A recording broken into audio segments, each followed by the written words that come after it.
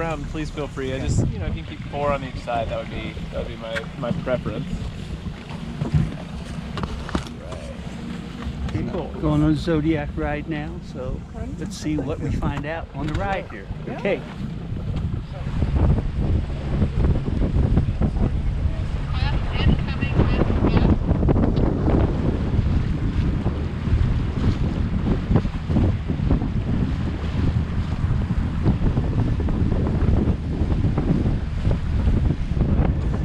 Palouse is the largest tributary to the Snake, which is in turn the largest tributary to the Columbia, so which we'll be on for the rest of the cruise. But you can see all this moving across. There's train rails on both sides.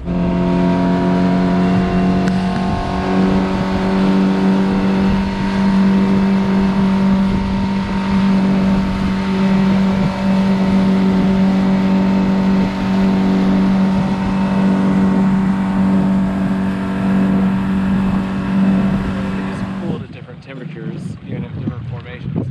So from bottom to top we have the columnar basalt,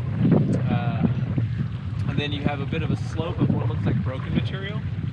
That's called a talus slope. So, and then more columnar basalt. Then up top we have entablature, where it just looks a little chaotic.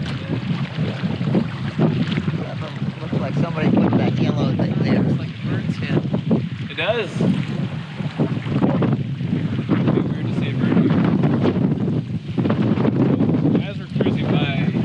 See these little white splashes go straight into a new one. Birds will definitely use these as perches.